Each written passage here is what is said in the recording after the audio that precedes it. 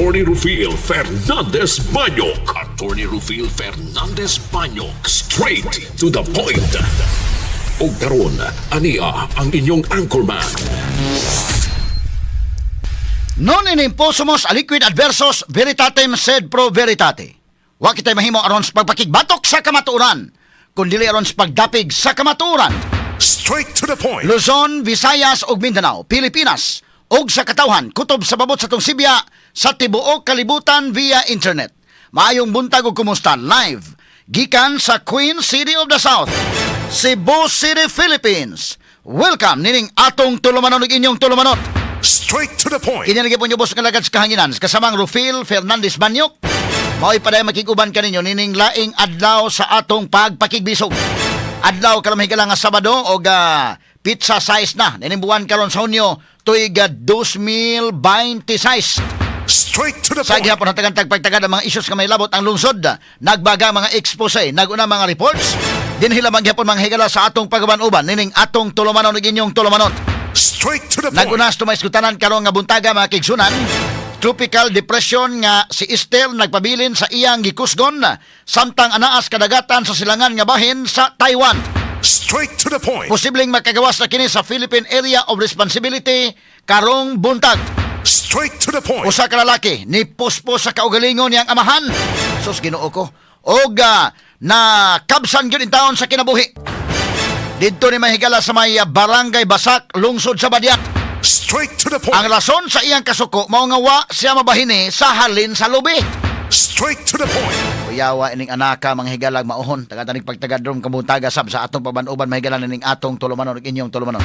Straight to the point. Samtang Department of Education dinhi sa lalawigan sa Subo ni angkon nga ang reading comprehension nagpabilin nga dakong hagit alang sa mga tinun-an sa Subo ug sa ubang bahin sa Central Visayas.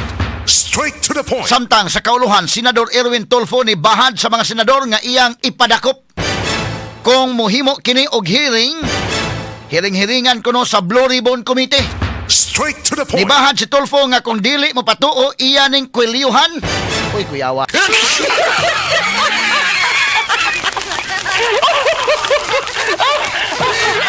Iyang kwelyuhan, iyang alsahon o palayason gikan sa session hall. Sugas sa din Tulfo dahil mga sukit di paminawag maahon. No? Ang ato lang pinasubay na tas balaod kaya naman ta sa civilized sa society. Kangilad ba sa kayo paminawon mahigala ang atong mga senador magpiniliuhay daday, ha? Unsa man ning pagkasultin Tulfo. Kuan gyud ato ning klarohon ha. Kay medyo mabutang ta ni mga kalakiha mga higala og uncivilized nga lugar ining kalakiha da. Straight to the point. Kaya pagtagad do butaga mga kaigalaan sa atong paban-uban usab nining atong tulumanon ug inyong tulumanon. Straight to the point. Unya kanang isog ka nga naa kas lugar, ha? Pero isog nga wa sa lugar medyo lain pun paminawon kay. Ako i-explain ha unsa may isog nga naa sa lugar ug isog nga wa sa lugar. Kada bang doon na kay rights mga kaigalaan, pwede ka mangisog kanang nasubay kas balaod, no? Pero kung wa sa ka masubay sa balaod, medyo foul pod, no? Karon butaga atong isgutan na punto por punto, ha? Punto por punto. Aron nga maklaro tani mahigala. Kay mao man ni ang lintunganay sa tanan nga murag nagka guliyang ning kalakiharon mga kagalaan. Straight to the point. Katanig pagtagad do butaga sab sa atong pagban-uban usab nining atong tulumanon ug inyong tulumanon. Straight to the point. Samtang sa laing bahin Amerika ni kanselar na sa tanang visa ni kanhi House Speaker Martin Romualdez. Straight to the point. Sandigan Bayan nitugot og hospital arrest alang ni kanhi DPWH Secretary Manuel Bunuan tungod sa kadaghan na niining mga sakit nga ning gawas karon. Matod pa apil ang sakit sa kasing-kasing, hypertension, diabetes, chronic kidney disease, stage 4, prostate ug uban pang mga sakit nga nanggawas na. Straight to the point. Katanig pagtagad sab karong nga buntaga mahigala sa atong pagban-uban ning atong tulumanon ug inyong tulumanon.